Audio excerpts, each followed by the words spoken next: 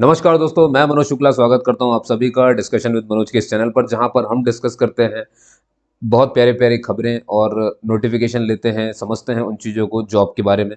लेकिन आज ये खबर पंचायत में मैं आपका स्वागत कर रहा हूँ। ये खबर पंचायत की हमारी सीरीज़ है वीडियो लेक्चर की, जहाँ पर हम डिस्कस करते हैं करंट अफेयर के कुछ मुद्दे जो काफ़ी इंपॉर्टेंट होते हैं, उन पे बात करते हैं। जो आज हमारे पास 2 मुद्दे हैं जिन पर मैं बात करूँगा आपसे, वो हैं एक तो जो म्यांमार से हमारा एफएमआर जो हटा दिया गया, वो एफएमआर जो फ्री मूवमेंट रिजाइम था उसको हटा दिया, ख़त्म कर दिया गया। मतलब जो मुफ्त फ्री आवाजाही होती थी वो अब नहीं हो पाएगी। उसकी वजह क्या मैं अभी आपको बताऊँगा, है ना? 2018 में हमने ये सब किया था।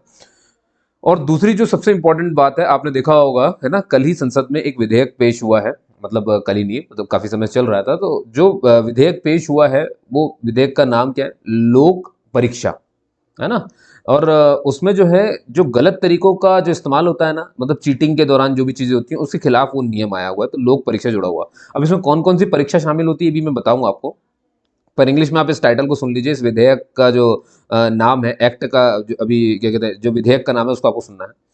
इसका नाम है पब्लिक एग्जाम्स, और ब्रैकेट में लिखा हुआ है प्रिवेंशन फॉर अनफेयर मीन्स, या प्रिवेंशन ऑफ अनफेयर मीन्स, है ना? मतलब जो गलत तरीके से जो चीज़ें की जाती हैं एग्जाम में, चीटिंग के लिए जो भी चीज़ें उपयोग में आती है, मान लीजिए पेपर लीक हो जाना, कुछ मतलब कुल मिलाकर के ये विधेयक इसलिए लाया जा रहा है ताकि पारदर्शिता आ जाए।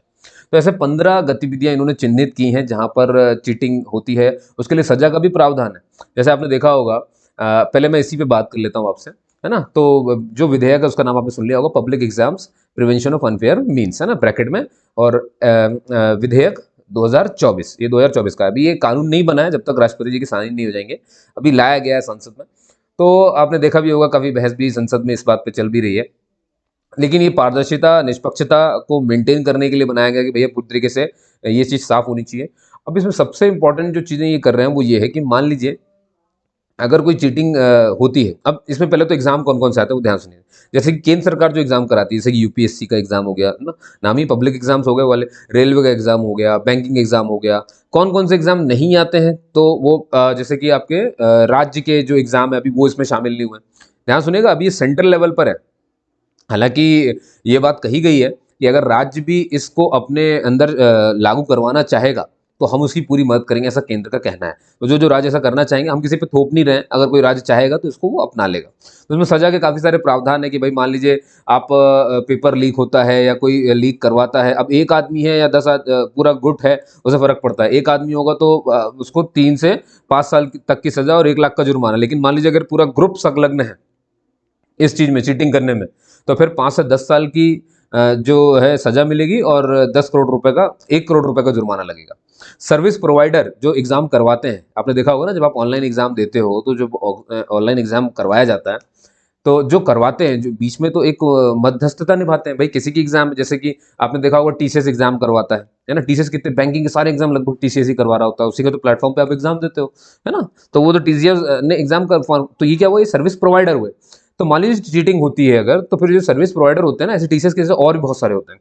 तो ये जो सर्विस प्रोवाइडर हैं, इनको 4 साल के लिए बैन कर दिया जाएगा। ये कोई और एग्ज़ाम नहीं करा पाएँगे और 10 करोड़ का जुर्माना जुर्माना लगेगा। हालाँकि इनके लिए राशि कोई बड़ी बात नहीं है, इतने बड़े-बड़े प्रोवाइडर होते हैं, 10 करोड़ रुपए तो चूक जाए, कोई बड़ी बात नहीं है। दिक्कत होती है वो जो 4 साल का जो बैन होता है कि फिर आप कहीं और से नहीं करवा पाओगे ना, तो ये। तो इसीलिए उन्होंने दोनों चीज़ें ध्यान दी हुई है, समझ गए? हाँ, इसमें कौन-कौन से एग्ज़ाम नहीं शामिल है, मैंने आपको बता दिया कि अभी राज्य इसमें शामिल नहीं हुए हैं, है ना? मैं बता रहा हूँ, फिर से सुनिए। बैंकिंग एग्ज़ाम है, रेलवे के एग्ज़ाम्स इसमें आ जाते हैं, आपके एनटीए का एग्ज़ाम आ जाता है, जो नेशनल टेस्टिंग एजेंसी जो आपको नीट और आईआईटी ये सब के एग्ज़ाम करवाती है भैया, ये उसमें आती है ना? तो इसमें भी कुछ नहीं हो सकता, क्योंकि देखा ना आपने एमबीबीएस, इन सब में काफ़ी बहुत सारी चीटिंग होने के जो है खबरें आई थी बीच-बीच में, बहुत सारी चीज़ें हुई थी।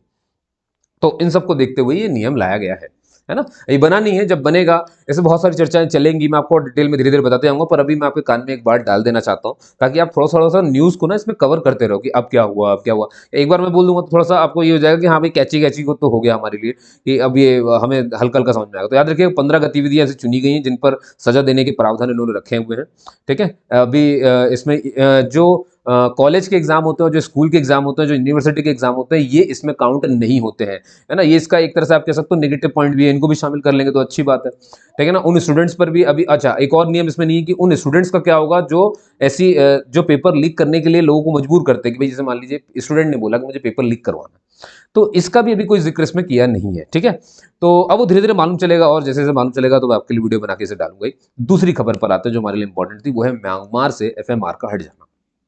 देखिए म्यांमार आपको मालूम है हमारे ईस्ट में है, इंडिया के ईस्ट में आता है, और आपको मालूम है हमने एक्ट ईस्ट पॉलिसी भी चलाई हुई है। एक्ट ईस्ट पॉलिसी मतलब, एक्ट ईस्ट मतलब इसका मतलब ये कि पूर्वी जो हमारे देश हैं, जितने हमारे पूर्व में पड़ते हैं देश, उनसे संबंध को घनिष्ठता बढ़ाना, उनसे मतलब एक तरह से मित्रता बढ़ाना, इसके लिए शुरू किया गया था, ये तो आपको पता है। तो इसी चक्कर में, है ना, इसी को ध्यान में रखते हुए एक्ट ईस्ट पॉलिसी के तहत ही हमने जो है एफएमआर म्यांमार, आपको मालूम है म्यांमार और इंडिया की जो बाउंड्री है वो 1643 है, यानी 1643 या 43 ही का, उसको 43 किलोमीटर की हम बाउंड्री शेयर करते हैं। तो एक्ट ईस्ट पॉलिसी के तहत हमने एफएमआर चालू किया था। 2018 की बात है ये, बता रहा हूँ, जब जब वहां पर ऐसा कुछ भी नहीं था ना। अभी क्या अब आप देख रहे हो माहौल थोड़े से बदल गए हैं, उस माहौल को बदलने के बाद ये सब क्यों किया गया मैं भी आपको बता रहा हूँ। तो 2018 में हमने वो पॉलिसी लाई कि एफएमआर यानी कि हम जो है फ्री आना जाना रहेगा। अब ध्यान सुनिए, फ्री आना जाना क्या था, एफएमआर में लिखा क्या। जैसे कि मान लीजिए म्यांमार का कोई व्यक्ति यहाँ आ जाता है भारत में, या भारत कोई व्यक्ति म्यांमार की बाउंड्री क्रॉस करके उधर चला जाता है, तो कितनी दूर तक जा सकता है, ये बात उसमें साफ साफ लिखी, 16 किलोमीटर तक जा सकते थे। भारत का व्यक्ति उधर जा सकता है 16 किलोमीटर तक, और म्यांमार का व्यक्ति यहाँ भारत में एंटर कर सकता है बाउंड्री क्रॉस करके 16 किलोमीटर, 16 किलोमीटर के बाद नहीं जा सकते।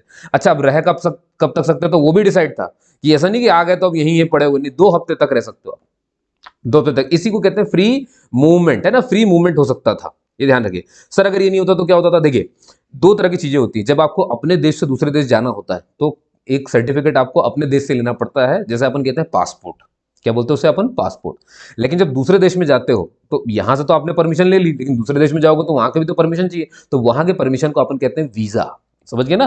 दूसरे देश वाले जब हमें अपने देश में आने देते हैं तो वो हमें वीजा देते हैं, और हमें अपने देश से उस देश में जाने के लिए अपने देश से भी परमिशन लेनी पड़ती है, उसे अपन पासपोर्ट कहते हैं। तो पासपोर्ट अपने देश से जाने के लिए, वीजा दूसरे देश में आने के लिए, ठीक है। तो पहले ये सब लगता था, काफी तामझाम होता था, तो हमने एक्ट ईस्ट पॉलिसी के तहत एफएमआर कर दिया था म्यांमार और इंडिया के बीच में, तो आराम से आना जाना हो सकता था, 16 किलोमीटर जा सकते थे कोई भी इधर से उधर, है ना। इसके लिए किसी को जेल में नहीं डाल दिया जाएगा, ये इसका ध्यान रखा जाता था। लेकिन 2021 में अब क्या हुआ है कि जब से सेना ने वहां पर तख्ता पलट कर दिया है, वो वहां पर शासन संभाल रही है, तो जब से उसने शासन संभाला है तब से लोगों के बीच में और वहां के सेना, जो कि अब वहां की सरकार भी है ना, इनके बीच में कुछ ना कुछ हड़कंप मचा रहता है, जिसके चक्कर में जो पब्लिक है वो परेशान होती है। पब्लिक भाग करके फिर अपना देश छोड़ेगी भाई, जब ऐसा अराजकता फैलेगी तो वो भाग के कहाँ आती थी, इंडिया में आ जाती थी। अब आपने देखा है मणिपुर में जो इंसिडेंट हुआ था, ये लोग आ तो गए, चलो ठीक है, वो बात समझ में आती है, लेकिन जब ये यहाँ आते थे तो हमें देखा ना, मणिपुर में जो इंसिडेंट हुआ उसमें माना जा रहा है कि इनका हाथ भी है। मणिपुर के इंसिडेंट के बारे में आपके कभी और बात कर लूंगा, है ना, मैं वीडियो को ज्यादा लंबा नहीं करवाना चाहता, पर मैं आपको कुछ कुछ बातें बहुत थोड़ी थोड़ी समझाना चाहता हूँ क्या चीज चल रही है, तो इसको थोड़ा सा ध्यान रखना है आपको। तो जब से तख्ता पलट वहां पे हो गया है, सेना ने वहां पे शासन संभाल लिया है, तो पब्लिक और इनके बीच में कॉन्फ्लिक्ट होते रहते हैं। उन कॉन्फ्लिक्ट से डर करके जो लोग हैं वो बाउंड्री क्रॉस करके इधर आ रहे हैं। अब आप सोचो तो इसीलिए हमने क्या किया, एफएमआर को बंद कर दिया। तो अब फ्री मूवमेंट हमने क्यों, भाई देखो हर देश की अपनी एक जिम्मेदारी होती है कि वो अपने जो बाउंड्रीज हैं उनकी निगरानी रखे, उनको सुरक्षित रखे, मालूम है ना। अगर वो लोग यहाँ आएंगे तो डेमोग्राफी जो है हमारी इंडिया की वो बिगड़ती है, समझ गया ना।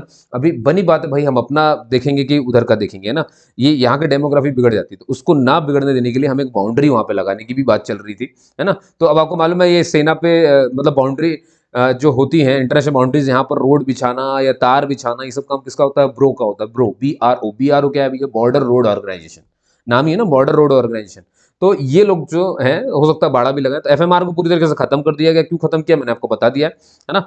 तो ये 2 बातें थी जो मुझे आपको बतानी थी। बाकी आपने वीडियो नंबर जो इसका खबर पंचायत का वीडियो लेक्चर नंबर 1 था, उसमें मैंने यूनिफॉर्म सिविल कोड यानी कि समान नागरिक संहिता, और या इसे दूसरा नाम देते हैं समान सिविल संहिता, इसके बारे में बहुत डिस्कस किया था, है ना। ऐसा नहीं कि पहला उत्तराखंड ही वो राज्य है, गोवा भी है, केरल भी है ना। सुप्रीम कोर्ट में चुनौतियां भाई, यूनिफॉर्म सिविल कोड किस लिए है, है ना, पर्सनल लॉ को ये जो है पर्सनल लॉ के कुछ प्रावधानों को ये सभी पर्सनल लॉ के कुछ प्रावधान उनको एक बना देता है, खत्म करने की कोशिश करता है, ठीक है, ताकि इक्वेलिटी हो जाए, जेंडर इक्वेलिटी मेन इसके उसमें है ना, कि जैसे पति या पत्नी दोनों को बराबर तलाक लेने का अधिकार होगा, दूसरी शादी नहीं कर सकते जीवित रहते, लिव इन रिलेशनशिप में अगर रह रहे तो उस पर रजिस्ट्रेशन होगा, है ना, ये सब लेकिन उत्तराखंड में हुआ है। अभी मैं साफ साफ बता दूं ना, उत्तराखंड में ये कानून बन चुका है ना, राष्ट्रपति के पास गया तो साइन वाइन सब होकर के वहां लागू है। अब बाकी राज्य इसे करते हैं नहीं करते हैं ये उनके ऊपर होता है, ठीक है। तो आप उस वीडियो को एक बार चेक कर लेना, आपको और समझ में आ जाएगा, ठीक है। और कोई चीज हो आप अगर समझ आ जाए तो आप कमेंट भी कर सकते हो, मैं उस पर वीडियो जरूर बनाऊंगा। फिलहाल के लिए आपको ये कैसा लगा मुझे जरूर बताइएगा, है ना। ऐसे ही ये लेक्चर मैं चलाता रहूंगा, और जो जॉब की नोटिफिकेशन है उसको देखना ना भूलिएगा, वो तो नौकरी ही है, वो तो आपको जरूरी है समझना, तो उसी लिए मैं वो वीडियो बनाता हूँ, ठीक है। आपने भी सुना उसके लिए बहुत बहुत धन्यवाद। तब तक के लिए जय हिंद दोस्तों, और अगर अच्छा लगा तो लाइक सब्सक्राइब शेयर करना ना भूलें।